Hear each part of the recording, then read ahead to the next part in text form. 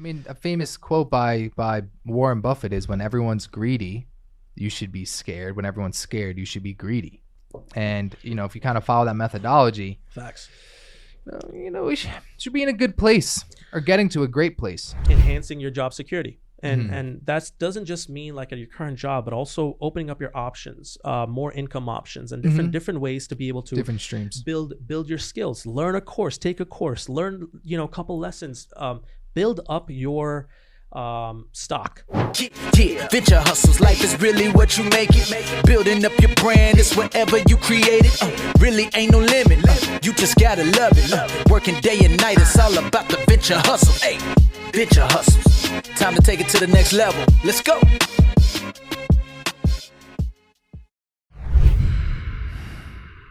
They didn't believe in us. Who did? God did. God did. God did. Well, welcome back to the Venture Hustles podcast, ladies and gentlemen. This is Ooh, it feels so good. It feels Jack. so good. It feels great. It feels amazing, and we're back. We are back, ladies and gentlemen. It feels so good to be back. We have so much in store. We do. We have so much that has changed and upgraded. And if you're watching us right now, you must be noticing some changes. Yes, we've got a really nice logo up there. Beautiful sign. And we've done a lot of. We'll dive a little bit more about the overall production quality, our goals, and why we're sounding the way we're sounding. Yeah, we might be noticing something that we're wearing potentially to just overall increase the quality. Why we're looking the way we're looking. There's just a lot of changes here, and I think I'm super excited, man. We've been gone for how long? We've been gone for about January, February, March. About 3-4 months. Well, we haven't aired in 3-4 months, but we stopped filming a little bit earlier than that. Correct. Yeah. So about 6. Now, from time to time, ladies and gentlemen, before, of course, if you're listening to us for the first time, my name is Saj, and this is Jack, and we're the co-hosts of Venture Hustles podcast. If you're watching us on YouTube, Instagram, TikTok, YouTube clips even, then you can see us. So hello. Hello. And if you're listening to us on Apple, Spotify, literally any audio podcast platform, welcome. You missed season 1. There's some really good moments there, so you can go back. But this is season 2. Oh yeah, the premiere, the debut, the opening episode. We have so much to talk about, and one of the biggest things that you're going to notice is our producer James, sitting all the way back there. You won't really be able to see him, but you will be able to hear him from time to time. Yes, you will. So James, how we doing? We're doing great. We're doing fantastic. Oh, welcome to the audio / kind of visual world, James. Thank you very much. You want to say hello to the listeners? How we doing today? I'm very excited to be producing season 2. Oh yeah. And on that note, let's crush it. Heck yeah. I mean, James was also part of a lot of our episodes of season 1. So he's getting into his veteran space, and he has a lot of really good ideas, and he's good at what he does, and we're excited to have him. Thank you. Yeah, man, we're just building up. We're strengthening the team. We're ready to go. So let's for intro purposes, for those listening and watching, we appreciate you. We're so glad to be back. Let's kind of jump in here a little bit, shall we? Oh yeah, we should. I mean, so I guess let's kind of cover the elephant in the room, right?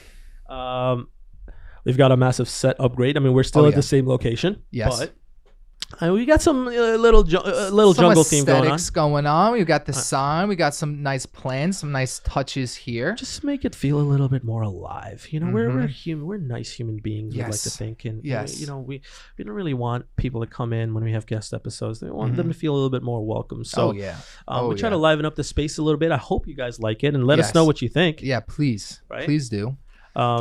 We also increased literally all production angles, like from the camera angles, the camera qualities, definitely the microphone. If we sound better, that's because of these mics. Yeah. So we essentially everything that we were using and that was being used on the Venture Hustles podcast set has just been upgraded to Just improve revamped. quality of life, Mm-hmm. and then really overall content for our listeners, watchers, community. So I mean, I think it was much needed, and yes, and I mean, we started off great in season 1. Oh yeah, and it had season 1's a blast. ups and downs, but all right, cool, man. So I think what have you been up to in general? I think we've been I mean, we know what we've been up to, so we've been busy. We've been real busy, and we'll kind of cover a lot of these things as we kind of move through the episode. But as a quick summary, overall life has improved dramatically, not only from a health standpoint, but even from a business standpoint. Have a lot of cool things going on at FFP. For those of you that were with us in season 1, it was a roller coaster last year. And now we're in a place that, the roller coaster now has come to an end a little bit, and now it's just Almost it's a at the end of rocket. the ride. Now it's a rocket. now the roller coaster is a rocket. I love these makeshift analogies. The roller coaster and a rocket and a fucking spaceship. I don't know. It's the whole nine. I mean, how about yourself? Would you like to kind of share with the viewers here? Yeah, I think one of the next episodes that we're going to be filming and releasing is going to cover a lot in depth on what we've been up to and what the business has been up to and our other businesses, ventures, and everything else that we've been involved with. Yeah. Obviously, I don't want to touch too much into that. We have other things to cover as well, but I think from a brief overview perspective, we've been, I mean, a lot of you know, last year was a massive hurdle, crazy cracked year in the sense to where we were on a really big high, and then because of certain unforeseen circumstances, we encountered a lot of issues, and our goal, literally me and Jack just buried into our work for essentially like 8 months nonstop, 6 to 8 months, and goal was to get everything back on track, and we're getting there. And now this year has been a much bigger positive start. Oh yeah. And then I think we're gonna dive into the details of that in a future episode. But other than that, let's. We also completed something called 75 Hard. And me and Jack went on that journey on February 13th. And we just completed it in April 28th. If you don't know what it is, 75 Hard is one of the hardest physical and mental challenges to do. It's 75 days nonstop. Again, I think in a future episode, we're going to dive deeper into it. We absolutely have to, because if you're in the world of, you have a startup, you're an entrepreneur of some sort, or you're just in the overall business world. I mean, this self-improvement. This has been a great refresher. I think for me, it's been life-changing, and I'm sure for you it has been. A lot of the things we've done already where we have an active habit of doing, but what would you say? I mean, should we go over stats? Or no, I don't want to go over stats now. No? I think, I mean, if you would like, fresh. we can. Yeah, we can. I mean, just, I guess one stat. Yeah, okay. I think your body. Yeah, so in these 75 days, so starting on February 13th, Wait, hold on. Let me set this up for you. Okay. So you did 75 Hard. What did 75 Hard do for you? You just completed it. Well, from specifically just like from a physical outlook, I weighed in at the beginning at about 179 pounds, about 16% body fat. By the end of the challenge, I was 174 pounds with 10% body fat. Your friend here, your co-host, for the viewers, I'm looking lean and mean. It feels good. The mind. You don't really great, see it with the swagger jacket and the t-shirt. I mean, but if you're with the gym, Mr. Jack's Transformation. I mean, follow him on Instagram at Jack Spataro. Nice, keep it nice and simple. And you get a little preview of his transformations. Pretty fantastic. I mean, would you mind telling the viewers about your transformation, Mr. Saj? My transformation in a nutshell, I think it was the biggest win for me was the mental. 75 Hard really helped me stay focused, clear my head, and just be happier overall. Gotta from be a in mental alignment with everything. Right. And I'm sure like you can probably see the way I handle things. It's a lot more different, a lot more centered. I feel at least. Definitely helped me big time in my personal and professional life. And it does a lot to your mental. Yes. But physically, your boy, I lost almost 44 pounds in 75 days. Way to fucking go. Thanks, bro. It's not an easy feat.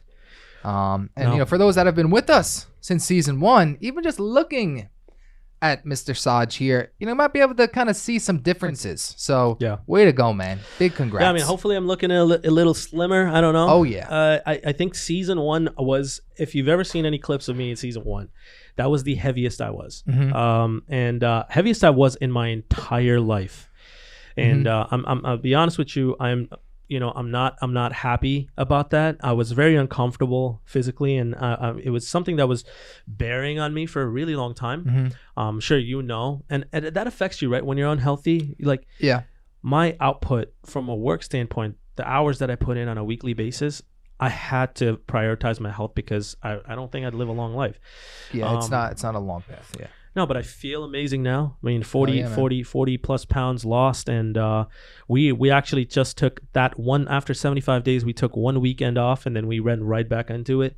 But 1 weekend off, and as I was sitting there on my Sunday, Saj and I were talking, I'm like, yo, man, like, I didn't go to the gym today, and like, I feel so guilty for no fucking reason. You want to know something? Like, I was listening to you. My inner bitch voice didn't want to voice it, but I kind of felt a lot of the same things the day you told me. Like, you could probably 100%. see it in my face. We felt sluggish. We felt like there was a hole missing. I just felt lazy. I was like, but really, when it comes down to it, was I being lazy? Maybe, but just because when you've been doing so much, and you're just in a place where you're just high achieving, and you're doing so many things. I was happy doing those, though. I know. I was miserable in the beginning, and I was miserable in a lot of days, but overall, man, I don't think I've ever felt better. So happy that we did it. That's really what it comes down to. Dude, yeah. So, when do you want to cover that? Sometime in a future episode? Because that's so much to go over. I mean, I really want to be able to kind of dive into that a little bit more and just express kind of like the thoughts, the wins, the moments where I was like, oh my God. Because to be honest with you, if you're in a place where you're on like that personal journey, on that self-improvement journey, I would recommend this tenfold for sure. Because a lot of things that you do in 75 Hard, like if you're trying to improve yourself, you're going to be doing a lot of those things anyway. So this is just a great systematic way just to really just go out full force and just slay out, Yeah, for sure. I mean, we'll cover that. Yeah. We'll go over it. I think one of the other things that happened was one of the other big things that happened was both me and Jack got the opportunity to speak and present at NFT NYC. That was a great experience. It's a phenomenal experience. I mean, to a lot of people that don't know what NFT NYC is, I know it's NFTs, metaverse, cryptocurrency. You can talk whatever about it. But for people that are NFT bulls, it is the biggest NFT conference, one of the bigger tech conferences in the country, essentially, and the biggest NFT conference in globally. So NFT NYC was phenomenal. Shout out to the coordinators there and the organizers. Yeah, they did a fantastic job. It was pretty smooth sailing all the way. We appreciate being invited out and having the opportunity to be just speaking. Yeah, just be a part of the event, and for sure. It's great. We met a lot of great people there, and for those of you that might be looking at the market and the NFT market from an outside view, there's a lot of cool people, a lot of smart guys and girls in there that are building some real cool stuff. So, you might be seeing it. Yeah. So a lot of people, especially younger people, like people my age, are starting to flock towards blockchain NFTs because the opportunity there is outstanding. So, we'll go over these things as well. And so maybe we should talk a little bit more about some impactful events or some things that have happened since we were last sitting in these chairs and talking to our community here. There's so much, man. I know. I mean let's address the elephant in the room, AI. And crazy, we actually talked about AI before it actually hit mainstream several times last year. Yeah, Lambda and in a couple of other sequences. Yeah. I mean, it's not like it wasn't mainstream. We were really talking about it more from an awareness perspective. And then things just blew up in December, dude. November and December. Shit. Do you remember that? Yes, just went absolutely crazy. Went absolutely bonkers. And, whatever your thoughts might be on AI, What do you think about ChatGPT? Initial thoughts? I mean, initial thoughts is if you know how to use it, it is a fantastic tool. And it can save you a lot of time. And then also, like for me, when I speak with people that aren't too familiar with it, ChatGPT could be used as almost like a Google in a lot of ways, especially for those more simple searches that you do, you know, where it's like, hey, how do I make a chicken parmesan? You know, where instead of getting 80,000 results with 20,000 ads about the best chicken parm on the planet, you ask ChatGPT, it gives you a nice recipe. You can ask it questions based on your unique situation, your unique setup. I mean, the potential is obviously just so unreal. It really is. It really is, you know, and there's some things to also say about the other side of the coin, people not liking it or might be scared, but you know, I definitely want to talk a little bit more about that. Yeah, we're gonna have an entire episode dedicated to that because there's just no way we can cover it. And I think the amount of things that we've learned and experienced since its mainstream exposure in December has been astronomical. And I think that it's gonna it's a game changer. I mean, it's going to change a lot of the world as we know it. What I was also thinking about is, you know, last year we did an episode on Elon Musk buying Twitter, and then he wound up not buying Twitter at one point. Went over, do you remember? And then we did that episode. We were doing timestamps of what happened. Essentially, we were like, at this time, this is what he did, and it was such fascinating information, and we didn't know what was going on. I mean, now here we are. Well, because I remember us putting that episode out because it looked like he was going to buy it. Then he didn't buy it. I remember, you know, we were getting some comments saying, "Oh, you guys don't know what you're talking about," all these different things. And then what? Then he actually bought it, and there have been a lot of changes to Twitter. At the beginning, it was very controversial, but I mean, it seems like Twitter's in a very good place now. I mean, the thing is, like, he kind of hit the scene, like he almost hit the floor, knowing exactly what he wanted. Even though he was calling all of those things experiments, and I think they were good experiments. And I think other platforms were inspired by it and started adapting it. In case being paid verification. And Meta adapted it now. I think Instagram did. Yes, they did. I'm sure other platforms are going to do the same thing. I mean, why would you miss out on a revenue stream where you know that the mass opportunity? I mean, it's going to change the meaning of it now.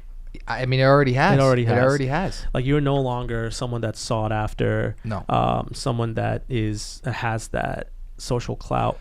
I mean, anyone can get it. Yeah, you're not really. But I think it also just normalizes it. And you know what I found funny that whole time? I found it funny, all these celebrities like Kim Kardashian, Justin Bieber complaining about their blue check going away. And I mean, so did you hear what on that point? There was guys like LeBron James that's like, I'm not paying for the verification, and then Elon's like, okay, he has like a list that you just gave them verification, I guess, free of charge. Obviously, that's so crazy. It's funny. Elon can do it. It's just, he's the king of his own, you know. He's got a couple castles, so I don't know. Is that but I think you know, I think this is for overall. I think Twitter was just already in a hole. I mean, what do we have to lose? I think it's good. He exposed so much. I mean, you know, for those of you that may or may not know, I mean, the whole Twitter files was a gigantic thing and kind of still is. And then obviously him going in and literally firing 80% of the staff and said, hey, you're going to work as hard as you ever worked in your life. So the door's 20 feet behind you. There it is. Or you can stay. 80% left. I mean, that's just, it's. The recent BBC interview of Elon, dude, where it's so funny, dude. Wait, I mean, I love Elon, dude. I mean, he's it's so funny, bro. He was asked about the Twitter staff, and he was like, "You let 85% of the staff go," and he was just like, you know, you'd be surprised at how many people you actually need to run a company like Twitter, and I believe that. I think if you know, as a company scales and grows, and I'm sure that you know, and I know, we've been through this process. You've been working with, like, we've been working together for the last couple of years now, and at a certain point, you just take a step back and you see, hey, if you're not really adding value, we have to shed weight. It doesn't really mean they did something wrong, but it's more of like, is it right for the company? And like, when you scale and you grow, you start filling in holes, and it gets out of control at a point, and that's exactly what happened. And that's exactly what happened. I mean, when you have people selling information and services from Twitter without no one even knowing. Yeah. I mean, that's what happened. You had people selling verifications, people selling all different kinds of services that Twitter offers instead of going through the legitimate pathway. Just people selling it. I mean, Elon's just a boss, dude. He really is. He came in there, he bought it and said, now I'm the captain now. I'm the captain now, and this is what's going to happen. I mean, I love to see it. It's been a crazy journey. I mean, and definitely want to talk a little bit more about that too at some point. What about crypto, dude? Yeah, it's one of the things. What about it? It was rallying back when the CBDC thing happened, when FedNow happened, and I'm sure a lot of people know, and at least in the United States that are listening to us, crypto started rallying back when the government announced their own digital currency, and we'll dive into it in a future episode in detail. But what do you think? Are you? I think my overall thoughts are, I mean, I think it's good. I think it's cool, but like for me, it's just like it's gonna be centralized, gonna be controlled. So it's the government. So I'm not a fan of having my fate in their hands. Let's say, because really the main question needs to be answered. Well, crypto. Oh, do you feel like because of those things? Because of those things? Yeah. I mean, I think because of those things and just the overall sentiment of the economy and the market, I mean, now we're in a place now that crypto is kind of starting to rally back a little bit. Are you like bullish long term? For sure. Like where are you now is what I'm asking. Definitely right now, absolutely. And I think that if you've been bullish, you should have already bought, I think. Not that the opportunity has passed, but I think it's going to go up. It's been stable and it has been going up for the last 6 to 7 months. It's on a good trend, especially over the last 3 months specifically. Q1 of 2023, it's been doing fairly well. Why? What do you think? Yeah, I mean, we all know what happened. It was hurting really bad, and it took a nosedive, and all the haters came out, and all the people that kind of believed it left, and that the fake wannabes. That never really believed it, but they were just there for the hype left. And I think I like that. I like it about any space. I think that just overinflates the numbers and gives a false aura of what the reality actually looks like. Well, and that's what happens. And when the dead weight drops, that's the true state of that environment. And now I've already been in that environment, so I want to thrive. Yeah. Do you get what I'm saying? I mean, a famous quote by Warren Buffett is, when everyone's greedy, you should be scared. When everyone's scared, you should be greedy. And if you kind of follow that methodology, facts. We should be in a good place or getting to a great place. So what about Andrew Tate? Let's talk about Andrew Tate, because if you're a fan of Venture Hustles, our literal video, when you come onto our YouTube profile, is me burning the living crap out of my finger, lighting a fake cigar. Andrew Tate, man, that's an interesting shift from crypto to Andrew Tate. But I mean, that's one of the highlights of what happened. He was put into jail. Right? Producer James has got some thoughts on that.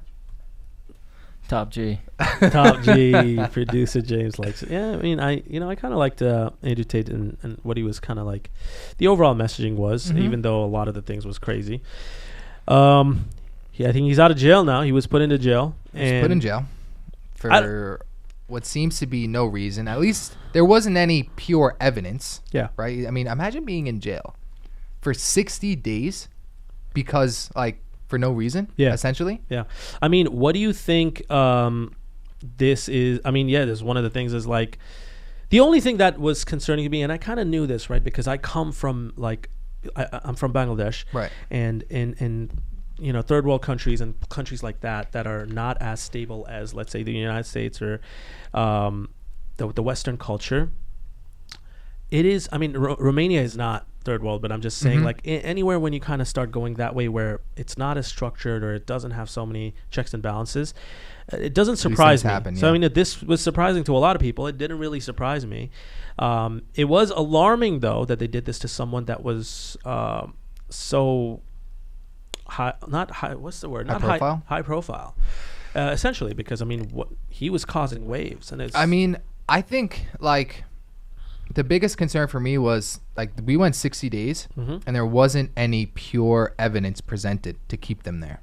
It's like, what are you? Is it? They're essentially, to me, it seems like they're just there because they want. Can I tell you something? The United States government does this all the time to all kinds of people. For 60 days, 90 days, we just never hear it. They're not Andrew Tate. Crazy, bro. I can't even imagine. I really can't. Like, imagine sitting in that cell, and it's like they don't even have shit on me, like at all. Nothing. Not even a piece. So it's like it's just kind of scary, to be honest with you. Yeah. I mean, I think it doesn't shock me. It was alarming for me to see that it was a high profile thing, and it was just didn't. There's no evidence. There's nothing. I don't know what they were going off of, but it's cool that he's back. Well, now they're out, and he still hasn't done like a live stream, has he? I don't know, but I know there's been obviously some clips. He was on house arrest for 30 days, and then they literally just extended it. As producer James is saying, they just extended another 30 days, like without any reasoning or whatever. James, what do you know about this? I know that he was let out and he's on house arrest, and pretty much just like how they were keeping him in jail, they're keeping him on house arrest without any evidence. So pretty much it was the initial 30 days, and then they literally, I saw something the other day that just extended. Romanian law is just what I think is in Romania is that it's flipped. Like in the U.S., you're innocent till proven guilty. In Romania and in places like that, they can arrest you and hold you until they find evidence. That's what I think happened. Is that like a blanket law there, you think? I'm not. I'm not too sure. Okay. Or they just doing this because he's Tate? I mean, they're corrupt. I mean, Romania is a corrupt place, I believe. I think a lot of places are. I mean, bro, government-wise. all politics and government is corrupt. I mean, there's literally an account that I follow on Instagram and Twitter. It's called Unusual Whales. Okay. And it's literally a financial or finance esque account. Okay. Where I've watched like this guy or a girl, I think it's a guy though, grow his following based off of posting the trades that politicians do. And then he has like a platform you can go on and literally follow the trades that politicians do, bro. What you're talking about. You've seen it probably, and it's just but it's you don't understand. It's cool for those accounts to display and showcase and outs the politicians. I also don't. I mean, a lot of it is insider trading, bro. And people don't fucking understand. It is. That's literally what it is. The idiots and the fools that look at these accounts that follow it and be like, "Oh, cool. I need to put a shortstop on this and blah blah blah because XYZ politician has done this."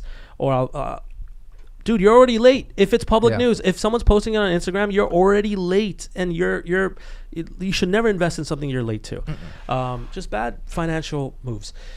But what do you think about the overall economy? And I think that is the most, out of everything that we talk about, what the hell's going on, I think that is the most. Yeah, I mean, it's, we're in times, it's a lot of uncertainty. To be honest, like for me, we're in a place where I feel like it's kind of hard to get accurate information a lot of times unless you're the one that's actually kind of conducting the actual research, like in regards to outlets. You got to be really, really careful. So the media.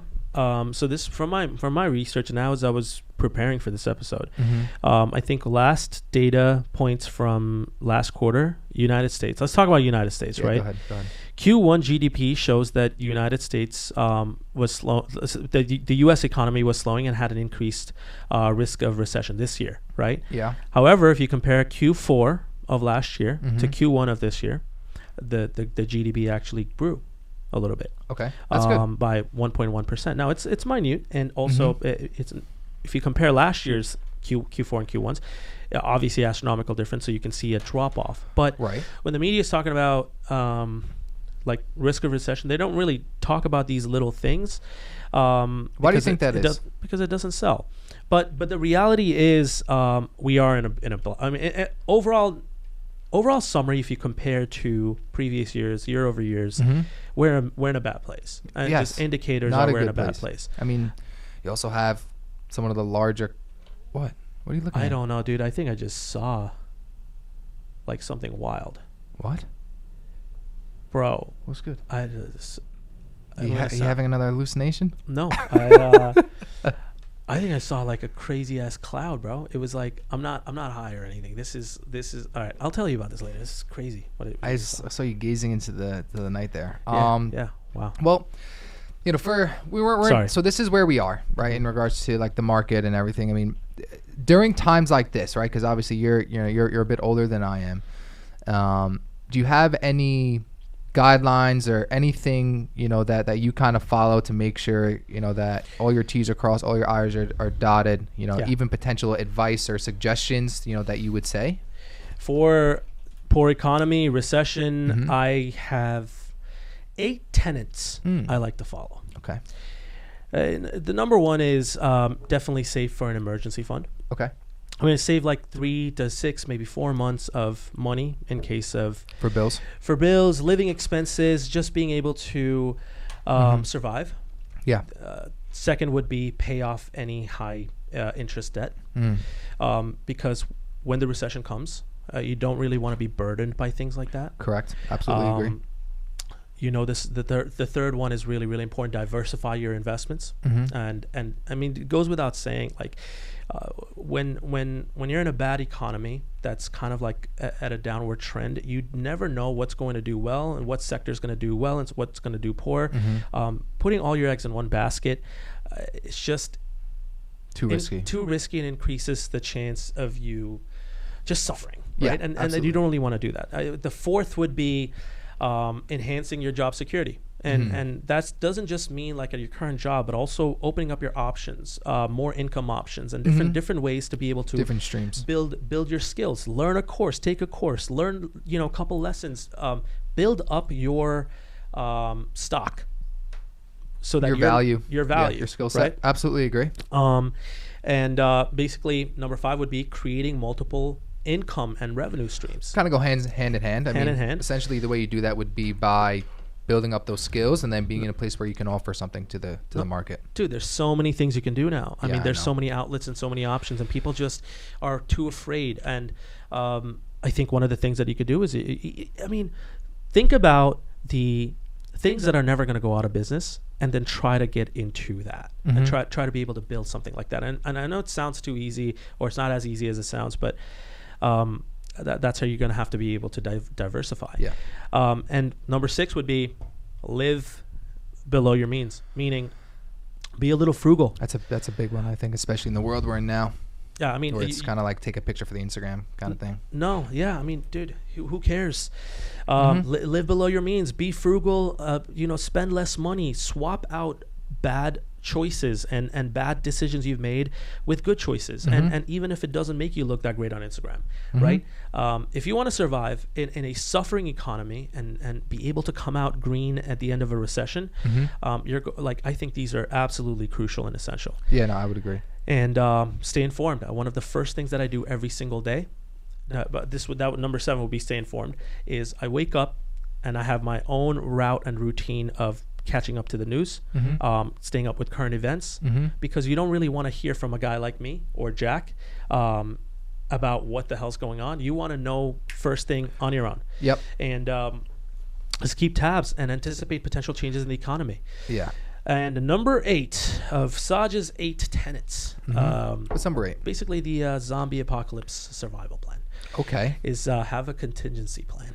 Actually, and we did speak about a lot about that last season. I think we might even have absolutely one episode. We do have an episode.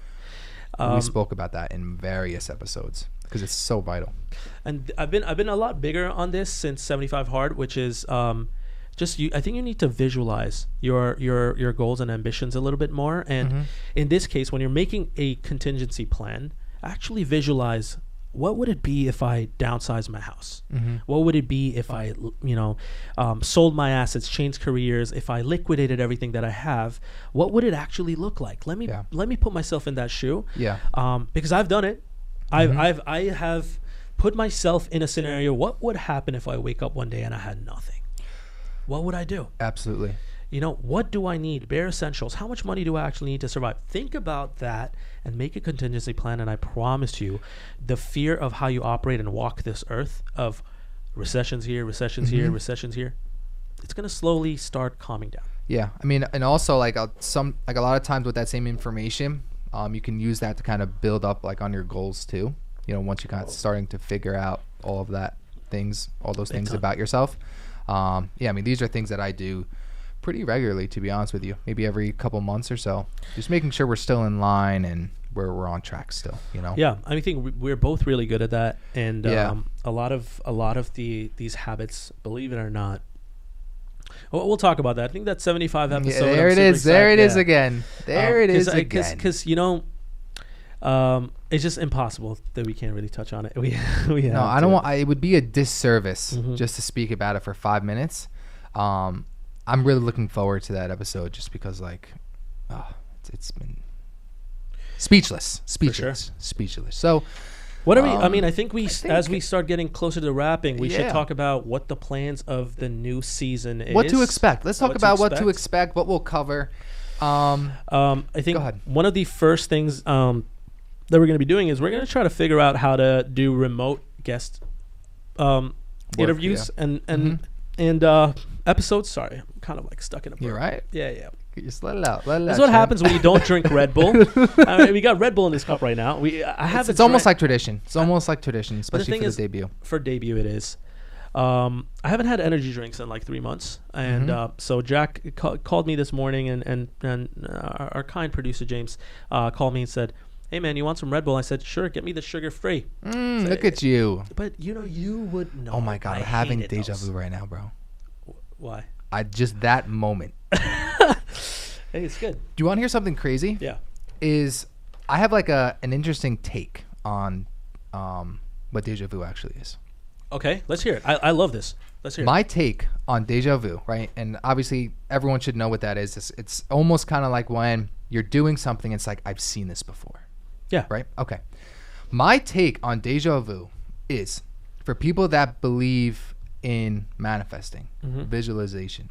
I actually believe that when you experience deja vu, those are moments that you have previously thought about. Those are moments that you may have manifested. And when the actual feeling of deja vu is like, I've seen this before. The reason why you've seen it before is because you've actually sat down and you've manifested and you've visualized it. You were looking forward to it? Yeah. So when I experience deja vu, for me, it's kind of like a checkpoint. Like, you're on the right path, Jack. You're on the right path. You're on the right path. And then, because, dude, like, there's just so many moments where sometimes I'm... James, let's clip that. And it's almost like, dude, like, sometimes it's even like when I'm in it, because now I'm thinking back, when I'm in the live deja vu, it's like, I remember this happening, and then in my manifestation, it's like, this is what happened next. Yeah. And then at some point, I'm like looking for it. And then sometimes it happens. That's a really good way to look at it, dude. When you were explaining it, and I was thinking to myself, I always had theories of what deja vu actually meant. I was going to say my piece, but I'm not, because it shits on, yours shits on mine. Oh. And I think that's a really nice way to put it. And I think, going back to, I guess some of the things that we're going to also do outside of trying to figure out, having like remote, we have new format changes this season.